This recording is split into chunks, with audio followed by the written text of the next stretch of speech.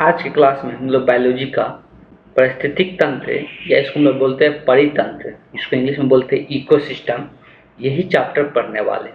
Basically ecosystem का अगर हम लोग बात करते हैं तो ये ऐसा एक तंत्र है, ऐसा एक सिस्टम है जिसमें सजीव और निर्जीव किस प्रकार एक दूसरे पर डिपेंड होते हैं, उसके बारे में हम लोग चर्चा करना है इस चैप्टर में कि जो इतना भी सजीव और निर्जीव होते हैं वो किस प्रकार एक दूसरे से डिपेंड हो। इसके पहले वाला चैप्टर में बहुत सारी चीज़ें हम लोग डिस्कस किए हुए हैं, फिर भी आज हम लोग इस चैप्टर में और डिटेल में जानने वाले हैं कि ये किस प्रकार से एक दूसरे पर डिपेंड होते हैं। तो जो परितंत्र होता है, जो इकोसिस्टम होता है, वो दो टाइप का होता है, बायोटिक और एबायोटिक। बायोटिक मतलब जैविक और अजैविक, जिसके बारे में पहले भी हम लोग चर्चा किए हैं। जैविक कंपोनेंट में हम लोग देखे थे क्या क्या होता है और जैविक कंपोनेंट में क्या क्या होता है और कैसे सब एक दूसरे पर डिपेंड होते हैं, उसके बारे में भी थोड़ा बहुत हम लोग जानकारी ले चुके हैं, लेकिन यहाँ पर हम लोग और डिटेल में इस सब के बारे में जानने वाले हैं। चलिए तो शुरुआत करते हैं आज इस चैप्टर का।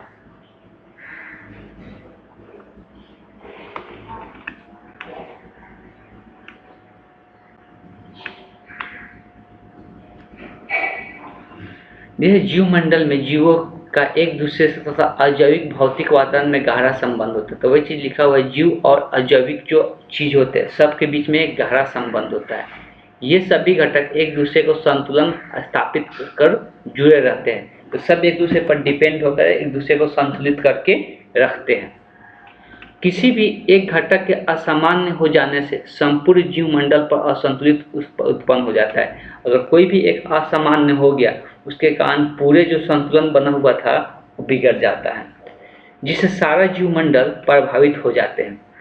जीवमंडल के स्थिरता के लिए ऊर्जा तथा और पदार्थ दोनों आवश्यक है। तो जितना भी ऊर्जा का जरूरत है उतना पदार्थ का भी जरूरत है किसी भी जीवमंडल के लिए। इन दोनों को अजय और जय घटकों के बीच में आदान प्रदान करती है। तो वही है कि एक दूसरे के लिए यहाँ पर जय और अजय घटक प्रदान करते हैं। सिर्फ जैविक चीजें ही, ऐसा नहीं कि जो जीवित है उसको सिर्फ जीवित चीजें मतलब जैविक चीजें ही जरूरी होता है लाइफ में, ऐसा कोई जरूरी नहीं है। जीवमंडल में विभिन्न घटक तथा उनमें बीच ऊर्जा तथा ऊर्जा आदान प्रदान सभी एक दूसरे से मिलकर परितंत्र का निर्माण करते हैं। तो जीवमंडल में अलग अलग घटक अलग अलग चीजों को क्या करता है, ऊर्जा प्रदान करता है और सबको एक दूसरे को आदान प्रदान करने किया जाता है। तो उसी को हम लोग क्या कहते हैं, परितंत्र, परिस्थितिक तंत्र के नाम से या परिस्थितिक तंत्र का निर्माण होता है, ऐसा भी हम लोग बोल सकते हैं।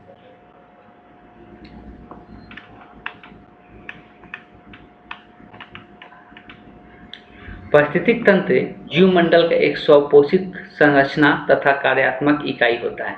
यह ऊर्जा के लिए पूर्ण रूप से सौर ऊर्जा पर निर्भर करती है। तो ये चीज लिखा हुआ है, परिस्थितिक तंत्र जीवमंडल और स्वपोषी संरचना का एक क्रियात्मक इकाई होता है। इसलिए स्वपोषी का मतलब हम लोग बोलते हैं कि वो वैसा जीव जो भोजन के लिए दूसरे पर निर्भर नहीं रहते, जैसे पेड़ पौधा, तो उसको हम लोग स्वपोषित कहते हैं। इसलिए कि वो अपने भोजन के लिए किस पर, सौर ऊर्जा मतलब क्या, प्रकाश के लाइट पर वो डिपेंड होते हैं। अगर इसका बात करते हैं अजैविक घटक में क्या क्या जरूरत पड़ जाता है, तो मृदा, वायु, जल, ये सब अजैविक घटक के रूप में हम लोग जरूरत होता है। जैव घटक जंतु हो गए, पौधे हो गए, सूक्ष्म जीवधारी, ये सब क्या है, जैव घटक के रूप में आता है। किसी क्षेत्र के जैव और अजैव घटकों में लगातार पारस्परिक क्रियाएं होती है, मतलब एक दोनों के बीच में पारस्परिक क्रियाएं होती है और दोनों एक दूसरे से अपृथकीय रूप से संबंध होते हैं। मतलब अपृथकीय मतलब पूरी तरह से अलग होकर संबंध नहीं रखते, लेकिन ये दोनों एक दूसरे से संबंध रखते हैं तथा दोनों एक दूसरे को प्रभावित भी करते हैं। अस्तित्व के लिए दोनों एक दूसरे पर निर्भर रहते हैं, तो अपने जीवन चलाने के लिए दोनों एक दूसरे पर निर्भर रहते हैं। तो देखो, इकोसिस्टम जो पारिस्थितिक तंत्र इसको हम बोलते हैं या परितंत्र कहते हैं, इसको दो हिस्सों में बांटा गया है, एबायोटिक कंपोनेंट और बायोटिक और एबायोटिक कंपोनेंट। बायोटिक का मतलब हम अभी थोड़ा देर पहले बता दें कि जैविक और ये अजैविक घटक। तो ये जैविक घटक है और ये अजैविक घटक। अगर हिंदी में भी लिखना चाहते हैं तो लिख सकते हैं, लेकिन ये टेबल जरूर याद होना चाहिए। परिस्थितिक तंत्र का कभी भी बात करेंगे, परिस्थितिक तंत्र का बात करेंगे या परितंत्र इसको बोला जाता है, तो अगर इकोसिस्टम के नाम से जानते हैं तो परिस्थितिक तंत्र अगर हिंदी में लिखना चाहते हैं तो लिख सकते हैं। इसको ये दो हिस्सों में बांटा जाता है। एक होता है जैविक, जैव घटक भी हम लोग बोल सकते हैं, जैविक घटक, तो जैव घटक के नाम से जानते हैं, और इसको हम लोग अजैव घटक के नाम से जानते हैं, जिसको एबायोटिक कंपोनेंट बोल रहे हैं। अब जो जैव घटक होते हैं वो दो प्रकार के होते हैं।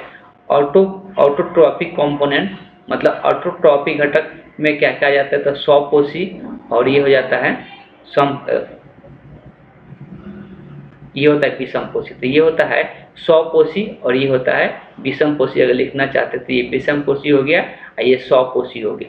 सभी को जिसको लिखना है लिख सकते हैं हिंदी में भी, यहाँ इंग्लिश में दिया हुआ है। तो ये होता है स्वपोषी, ये होता है विषमपोषी। और स्वपोषी में क्या जाता है, तो प्लांट का मतलब क्या, पेड़ पौधा। और विषमपोषी में क्या जाता है, तो एनिमल मतलब जंतु तथा सूक्ष्म जीव। इसको लिखना है लिख सकते हैं, जंतु तथा सूक्ष्म जीव, ये सब चीजें लिख सकते हैं। ठीक है, तो ये हो गया पेड़ पौधा, ये हो गया जंतु तथा सूक्ष्म जीव। तो जंतु तथा सूक्ष्म जीव तो ये स्वपोषी में आते हैं, ये विषमपोषी में आते हैं। अगर बात करेंगे अजैविक घटक का, अजैविक घटक को तीन हिस्सा में बांटा गया है। तो ये है सॉइल का हिंदी में क्या कहते हैं, मृदा कहते हैं। और एयर का पता ही है, वायु, और इसको हम लोग जल कहते हैं। तो ये हिंदी में भी इसको डिस्क्राइब कर दिए, हिंदी में भी आप लोग लिख सकते हैं। ये लिख लेना जरूरी है सभी को, इससे याद रहेगा परितंत्र के बारे में, पारिस्थितिक तंत्र के बारे में।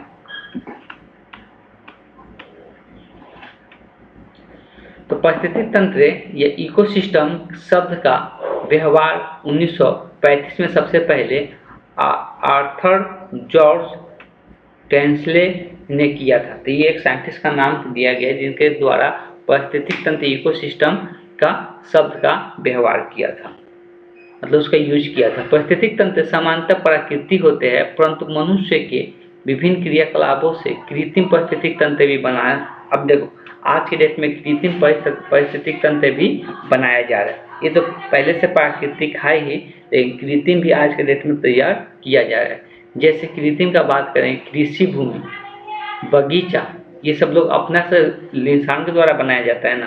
पार्क, जैसे कि हम लोग जो घूमने जाते हैं, क्या बोलते हैं, चिड़ियाघर, फुलवाड़ा, जलीबी जीवशाला, मछली घर जिसको हम लोग बोलते हैं, और एक्वेरियम होता है, एक्वेरियम इत्यादि। तो ये सब इंसानों के द्वारा बनाया जाता है।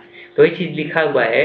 जो यहाँ पर पारिस्थितिक तंत्र होता है वो दो प्रकार के होता है, एक प्राकृतिक पारिस्थितिक तंत्र होता है और एक कृत्रिम पारिस्थितिक तंत्र होता है। एक क्या होता है, एक प्राकृतिक होता है और एक कृत्रिम होता है। टेरेस्ट्रियल जो स्थल पे जो रहता है, जो स्थल पे रहता है उसको हम लोग टेरेस्ट्रियल कहते हैं। एक्वालाइट मतलब जो जल में होता है, जो जल में होता है। तो स्थल पे जो होता है ग्रास लैंड होता है जहाँ पे घास वगैरह होता है, डिजर्ट होता है जहाँ सूखा रहता है, फॉरेस्ट हो गया जहाँ पे जंगल रहता है। तो स्थल वाला पारिस्थितिक तंत्र तीन प्रकार के होते हैं। तो स्थल वाला पारिस्थितिक तंत्र कितने, तीन प्रकार के होते हैं। एक तो ग्रास लैंड जहाँ घास होते हैं, जहाँ पे क्या होते हैं, घास होते हैं। दूसरा डिजर्ट जहाँ पे क्या होता है, सूखा हुआ रहता है। फॉरेस्ट मतलब जंगल हो गया। एक्वालाइट का बात करेंगे जो पानी में रहता है। तो पानी में भी दो टाइप का, एक फ्रेश वाटर होता है, एक मेरीन होता है। फ्रेश वाटर का मतलब हो जाता है जो पीने योग्य पानी रहता है, जैसे नदियों का पानी होता है।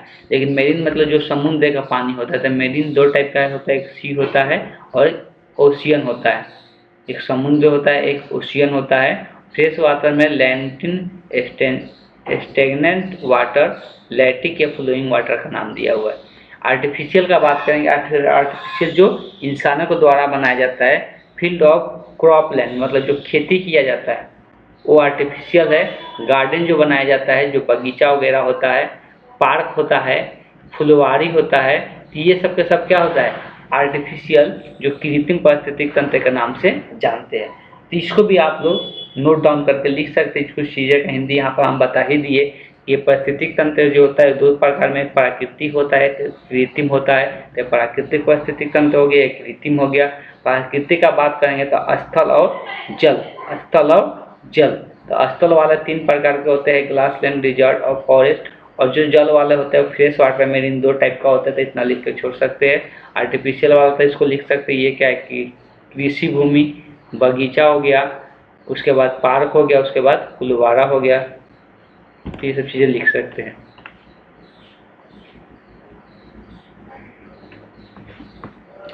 पृथ्वी एक विशाल पारिस्थितिक तंत्र है। इसके समस्त जैव समुदाय के बीच लगातार पारस्परिक क्रियाएं होती रहती है।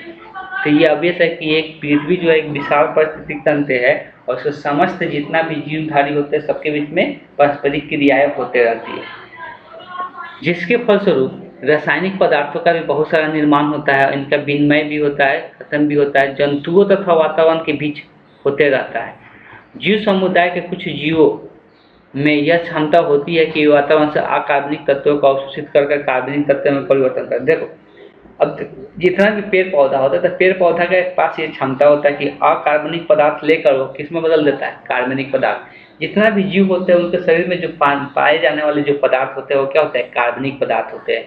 तो शरीर का या पेड़ पौधा को जो भी हिस्सा हम लोग लेते हैं उनमें कौन सा पदार्थ पाया जाता है, कार्बनिक।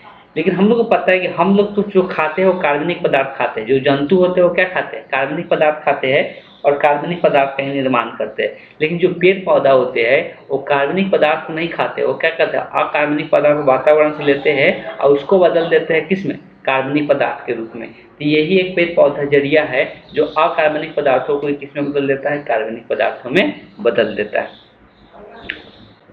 जीवों के मृत्यु के पश्चात कार्बनिक पदार्थ कौवा के जीवाणु द्वारा पुनः अकार्बनिक तत्व में। अब देखो अब पता चल गया कि देखो पेड़ पौधा क्या कर रहा है, पेड़ पौधा जो है अकार्बनिक पदार्थ को कार्बनिक में बदल रहा है, अकार्बनिक पदार्थ को कार्बनिक में बदल रहा है। अब यहाँ से इसको जो खाने वाला है वो कार्बनिक ही बना रहा है जीव जंतु।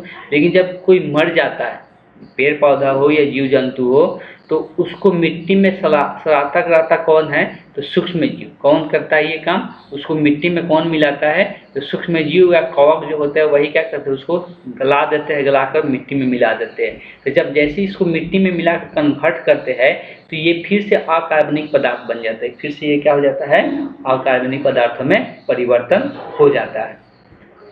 तो वही चीज़ है, अकार्बनिक पदार्थों में परिवर्तन होकर फिर से वो वातावरण में मिल जाता है जैसे पहले था। तो ये प्रोसेस हमेशा चलते रहता है। सबसे पहले कि पेड़ पौधा अकार्बनिक पदार्थों को लिया, उसको कार्बनिक बनाया, फिर उसको खाने वाला जीव तो कार्बनिक ही बना रहा है। लेकिन जैसे वो मर जा रहा है तो उसको मिट्टी में जब मिला कर सूक्ष्म जीव या कवक क्या कर रहा है, उसको विघटित कर दे रहा है और फिर से उसको अकार्बनिक पदार्थों में बना दे रहा है। अकार्बनिक पदार्थ जहाँ से पेड़ पौधा लिया था फिर वो वापस वहीं पे चला जाता है। तो ये प्रोसेस हमेशा एक साइकिल वाइज चलते रहता है, इससे संतुलन बना हुआ रहता है वातावरण का।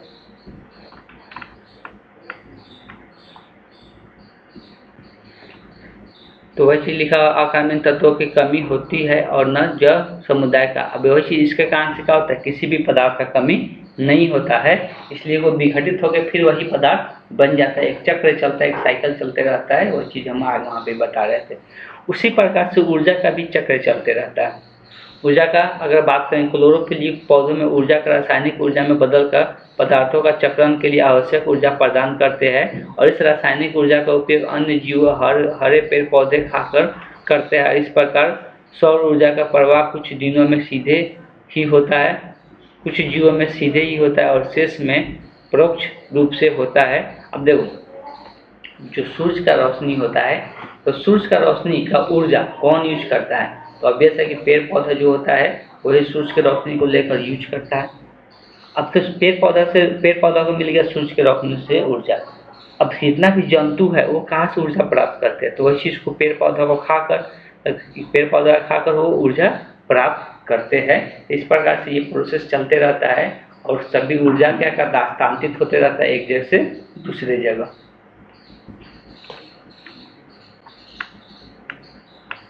आगे जो हम लोग पढ़ने वाले हैं वो है पारिस्थितिक तंत्र संरचना एवं कार्य। पारिस्थितिक तंत्र की संरचना कैसा होता है एवं कार्य कैसा होता है उसके बारे में हम लोग डिस्कस करेंगे। इसके पहले ही बता दिए है कि जो पारिस्थितिक तंत्र की संरचना का बात करेंगे तो इसका प्रमुख 2 घटक होते हैं। तो ये हम लोग टेबल वाइज करके लिख चुके हैं, इसलिए यहाँ पर लिखने की जरूरत नहीं है। तो ये इसका 2 घटक होता है, अजैविक जिसको निर्जीव घटक के नाम से भी जानते हैं। जय मतलब जो जीवित घटक होता है, जिसमें जान होता है, जिसमें जान नहीं होता है, उसको हम अजैव घटक कहते हैं। इसके पहले भी हम लोग चर्चा कर चुके हैं। अजैव घटक का बात करते हैं तो अजैव घटक का प्रमुख 3 घटक हम लोग ऊपर में देखे थे। मृदा होता है, जल होता है, वायु होता है। तो ये 3 घटक हम लोग अजैव घटक में पढ़ते हैं, ठीक है। अगर हम लोग बात करेंगे पोषक का, तो पोषक को भी जो हम लोग खाना खाते हैं, तो जो हम लोग खाना लेते हैं, तो खाना जो होता है वो अकार्बनिक पदार्थ भी होता है, अकार्बनिक पदार्थ भी होता है। अकार्बनिक पदार्थ के रूप में क्या क्या चीज़ें यूज किया जाता है, तो ये ज़्यादातर पेड़ पौधा के लिए यूज किया जाता है। Carbon dioxide, oxygen, nitrogen, phosphorus, sulphur, sodium, potassium, तो ये सब अकार्बनिक पदार्थ जो यूज किया जाता है खाने में। आदि अकार्बनिक पदार्थ पारिस्थितिक तंत्र में पाए जाते हैं, जिसका चक्रण होते रहता है, मतलब ये एक चक्र की तरह हमेशा यूज होते रहता है। ऐसा नहीं तो एक बार यूज कर लिया वो खत्म हो जाता है। ये पोषक तत्व जीवधारियों द्वारा ग्रहण किए जाते हैं और इनका उपयोग कार्बनिक यौगिक के संश्लेषण में किया जाता है और इसी का उपयोग कर कार्बनिक पदार्थों का निर्माण भी किया जाता है। जीवों की मृत्यु एवं अपघटन से पूर्ण मृदा और वायुमंडल में वापस आ जाता है। तो वही चीज़ है, जब जीवों की मृत्यु होती है तो उसका अपघटन करता है, अपघटन उसमें जीव द्वारा उसका करा जाता है। अपघटन का मतलब होता है तोड़ देना छोटे छोटे टुकड़ों में। तो ये जितना भी पदार्थ होता है फिर से वायु में चला जाता है, मृदा में चला जाता है। जो मिट्टी का होता है मिट्टी में चला जाता है, जो वायुमंडल का होता है वो वायुमंडल में चला जाता है। ऐसा प्रोसेस देखने को मिलता है जो कि आगे हम लोग पढ़ेंगे। कार्बनिक पदार्थ का बात करेंगे तो कार्बनिक पदार्थों में प्रोटीन, लिपिड, धार्मिक पदार्थ, ह्यूमस जो उत्पन्न होता है इत्यादि कार्बनिक पदार्थ पारिस्थितिक तंत्र में जैव और अजैव घटकों को जोड़ने वाली कड़ी का कार्य ये करता है। ये भी एक कड़ी का काम करता है और जैव और अजैव घटकों को क्या करता है, जोड़ने का काम करता है। आगे दिया है जलवायु संबंधित कारक क्या क्या होता है। तो इसके बारे में पहले भी से भी हम लोग चर्चा कर चुके हैं कि जलवायु संबंधित कारक में हम लोग किसके किसके बारे में पढ़ रहे हैं। तो सूर्य की रोशनी के बारे में, तापक्रम के बारे में, आर्द्रता के बारे में मिलकर जलवायु का निर्माण होता है। जलवायु संबंधित कारक पारिस्थितिक तंत्र में जीवों की संख्या, उनके वितरण और चयन तथा व्यवहार में प्रभावित कर डालते हैं। तो जलवायु संबंधित कारक ही किसी भी पारिस्थितिक तंत्र में जीवों की संख्या डिपेंड करता है, जीवों की संख्या कितना होगा और किस प्रकार से वितरित हुआ है, किस प्रकार से फैला हुआ है और उसका खाना पचाने का तरीका क्या है। ये सब चीज़ें उसके अंदर जितना भी अभिक्रिया होता है उसको हम लोग चयत कहते हैं, मेटाबॉलिज्म हम लोग उसका नाम से जानते हैं। ये सब प्रोसेस हम लोग को देखने को मिलता है। तो जलवायु संबंधित कारक में सबसे पहला अगर कारक इसमें देखेंगे तो प्रकाश आता है। तो प्रकाश से हम लोग पता है कि पौधे को ऊर्जा मिल पाता है प्रकाश संश्लेषण करके, क्योंकि हरे पौधे भोजन बनाने के लिए जिस पर जैव संसार सभी जीव निर्भर होते हैं। तो सबसे पहले तो हरा ही पौधा भोजन बनाता है ना, जो ऊर्जा प्राप्त करता है सूर्य के प्रकाश से। अब उसी के ऊपर क्या होता है, सारे जीव क्या होते हैं, निर्भर होते हैं। इसलिए प्रकाश तो इम्पोर्टेंट है ही। तापक्रम का बात करेंगे तो सभी जीवों का शारीरिक बनावट, जैविक क्रियाओं के भौतिक वितरण के तापक्रम पर प्रभाव पड़ता है। अब देखो कहीं कहीं पर ठंडा बहुत ज़्यादा पड़ता है तो उसका शारीरिक बनावट ही ऐसा होता है कि वो वहाँ पे उस स्थान पे रह पाता है। और जहाँ पे किसी किसी जगह पर टेम्परेचर बहुत ज़्यादा होता है तो उसका शारीरिक बनावट ही उतना ऐसा होता है कि उस हिसाब से उसको टेम्परेचर को सह पाता है। आर्द्रता का बात करेंगे तो ह्यूमिडिटी बोला जाता है। वायुमंडल में नमी या जीवों के सीधा प्रभाव पड़ता है। हम लोग पता है कि वायुमंडल में नमी टाइप का रहता है। स्थलीय जीवों को शरीर भित्ति, वाष्पोत्सर्जन और सौदे अन्य विधियों से पानी का निष्कासन दर पर्यावरण की स्थिति की नमी द्वारा नियंत्रित होती है। शुष्क परिस्थितियों में रहने के लिए जीवों को विभिन्न प्रकार के अनुकूलन के अब देखो जब नमी, पर्यावरण में नमी कितना है, आर्द्रता कितना है, उसी पर डिपेंड करता है कोई भी पेड़ पौधा कितना वाष्पोत्सर्जन करेगा, अपने अंदर से कितना पानी का वाष्पोत्सर्जन कर सकता है। अगर अभी से अगर नमी कम रहेगा तो वाष्पोत्सर्जन की दर क्या हो जाएगा, बढ़ जाएगा, वाष्पोत्सर्जन ज़्यादा होगा। इस बात को ध्यान में रखना है। आगे अब हम लोग चर्चा करेंगे किसी भी पारिस्थितिक तंत्र में विशेष जैव घटक के प्रकार निर्धारित अजैव घटकों के गुणों पर निर्भर करती है। तो अजैव घटक जो है उसके गुण पर निर्भर करता है कि जैव घटक कितना होगा। जैव घटक है जीवी घटक के बारे में दिया हुआ है। इस घटक के अंतर्गत पृथ्वी पर उपस्थित सभी प्रकार के जीवों में सम्मिलित किया गया है। इसको निम्नलिखित 3 वर्गों में बांटा गया है जैव घटक को। तो जितना भी जैव घटक है उसको हम लोग 3 प्रकार में बांट दिए है। जैव घटक जितना भी जीव है उसको 3 हिस्सों में बांट दिए है, उत्पादक, उपभोक्ता और एक होता है अपघटनकर्ता। इसको 3 हिस्सा में बांटा गया है। जैव घटक को याद रखना है, उत्पादक, उपभोक्ता और अपघटनकर्ता। उत्पादक मतलब जो भोजन का निर्माण कर सके तो उसको हम उत्पादक कहते हैं, और उसको खाने वाला को उपभोक्ता कहते हैं, और जो मर जाने के बाद उसका जो विघटन करता है उसको हम अपघटनकर्ता कहते हैं। जो मिट्टी में मिलाता है उसको हम लोग क्या कहते हैं, अपघटनकर्ता कहते हैं। इस बात को ध्यान में रखना है। इस तीनों बात समझ में आया। उत्पादक जो भोजन का निर्माण करता है, हमको पता है उत्पादक के रूप में कौन आएगा, पेड़ पौधा आएगा जो प्रकाश संश्लेषण कर सके। उपभोक्ता के रूप में कौन आएगा, जो इसको खाने वाला है, जितना भी जीव उसको खाने वाला है। अब देखो, अगर कोई शेर या बाघ हिरण को खाता है तो हिरण किस पर डिपेंड है, उत्पादकता पर, इसलिए सब उसमें कौन आएगा, उपभोक्ता में ही आएगा। हिरण हो या बाघ हो, ये सब के सब किस में आएगा, उपभोक्ता में ही आएगा। अपघटनकर्ता में कौन आता है, सूक्ष्म जीव होते हैं। देखते हैं कोई चीज मर जाता है तो उसमें छोटे छोटे कीड़े मकोड़े लग जाते हैं, तो उसको हम लोग बोलते हैं अपघटनकर्ता, जो उसको क्या करता है, सड़ा गड़ा के मिट्टी में मिला देता है। जो भी उसमें का अकार्बनिक पदार्थ होता है उसको फिर से वातावरण में छोड़ देता है। तो ये ऐसा प्रोसेस देखने को हम लोग को मिलता है। अब इसमें हम लोग चर्चा करेंगे डिटेल में उत्पादक के बारे में। ठीक, तो हम लोग किसके बारे में पढ़ रहे थे, उत्पादक के बारे में पढ़ रहे थे। उत्पादक का मतलब पहले ही बता दिए कि जितना भी प्रकाश संश्लेषण करके भोजन का निर्माण करते हैं, ऊर्जा का निर्माण करते हैं, उसको हम लोग क्या कहते हैं, उत्पादक कहते हैं। इंग्लिश में इसको हम लोग प्रोड्यूसर के नाम से जानते हैं। हरे पौधे जैसे शैवाल भी, घास भी आ जाता है, पेड़ भी आ जाता है, ऐसे जीव है जिनमें प्रकाश संश्लेषण की प्रक्रिया द्वारा अपना भोजन स्वयं बनाने की क्षमता है। ये सूर्य से प्रकाश की ऊर्जा को विकिरण ऊर्जा के रूप में क्या करते हैं, ग्रहण कर क्लोरोफिल की उपस्थिति में रासायनिक स्थितिज ऊर्जा में परिवर्तन कर देते हैं, जो कार्बनिक यौगिक के रूप में हरे पौधे के ऊतकों में संचित हो रहते हैं, और इस प्रकार हरे पौधे का उत्पादक कहा जाता है। और हरे पौधे के चूंकि भोजन का, आप देखो जो चीज़ हम यहाँ पे बता दिए वही चीज़ को यहाँ पर बताने की कोशिश किया जा रहा है। जितना भी हरे पौधे होते हैं उनमें क्या पाया जाता है, क्लोरोफिल पाया जाता है, और उसी क्लोरोफिल के कारण वो उसमें ऐसा गुण होते हैं कि जो प्रकाश के लाइट होता है, प्रकाश का जो ऊर्जा होता है उसको अपने में क्या कर लेता है, अवशोषित कर लेते हैं। अवशोषित करके उसको क्या रासायनिक ऊर्जा में बदल देते हैं, प्रकाशीय ऊर्जा को रासायनिक ऊर्जा में बदल देते हैं। और वही रासायनिक ऊर्जा किस रूप में रहता है, पेड़ पौधा में कार्बनिक यौगिक के रूप में दिखाई देता है, जो कार्बोहाइड्रेट, जिसको हम लोग क्या कहते हैं, कार्बोहाइड्रेट के नाम से जानते हैं। इस प्रकार से हम लोग को देखने को मिलता है।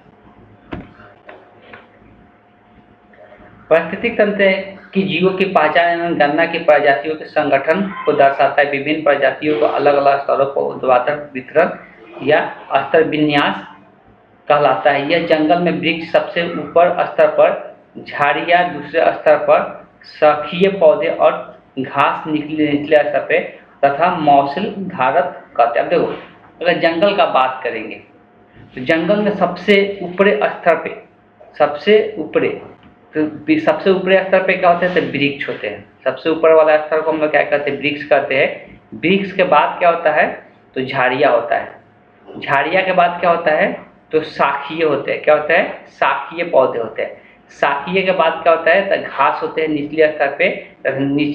सबसे नीचे अगर बात करेंगे तो मौसम धरातल पर रहते हैं। मौसम जो होते हैं वो पूरी तरह से धरातल पे रहते हैं। इसको अगर इंडिकेट करके दिखाना चाहते हैं तो सबसे ऊपर जो रहता है वो वृक्ष होता है, सबसे ज़्यादा ऊंचे वाला पर। ये कभी कभी पूछ भी देता है। इसके बाद क्या आता है, झाड़ियाँ आते हैं। इसके बाद क्या आता है, झाड़ियाँ आता है। झाड़ियाँ के बाद क्या आता है, तो शाखीय पौधे आता है। झाड़ियाँ स्तर पर, उसके बाद शाखीय पौधे, तो शाखीय आता है, शाखीय पौधे, और शाखीय पौधे के बाद जो आता है वो घास आता है। और घास से भी नीचे अगर स्तर बात करेंगे तो उसको हम लोग मॉप्सेज के नाम से जानते हैं। मॉप्सेज के नाम से जानते हैं। ये स्तर ध्यान में रखना है। ये देखने को मिलता है किसमें, तो जो ये पेड़ पौधा में देखने को मिलता है। तो ये सबसे बड़ा जो होगा, ये लाइन बाय लाइन पूछ भी देता है किस ऑर्डर में ये देखने को मिलता है जंगलों में पेड़ पौधा। तो इसको याद रखना है। जैसे यहाँ पर दिखाया भी है, सबसे ऊपर यहाँ पर ट्री दिखाया है, ठीक है, सबसे बड़ा ये पौधा जो वृक्ष बोला जा रहा है। उसके बाद यहाँ पे झाड़ियाँ के बाद यहाँ पे शाखीय पौधे है। शाखीय पौधे ये झाड़ियाँ लगभग दोनों समान ही होते हैं। उसके बाद सबसे निचले स्तर पे आता है जो यहाँ पर घास के बाद मौत से जाता है। तो ये चीज़ को ध्यान में सभी को रखना है, ठीक। उपभोक्ता के बारे में इसके बाद हम लोग नेक्स्ट क्लास में पढ़ेंगे। तो आज की क्लास को हम यहीं पे एंड करते हैं।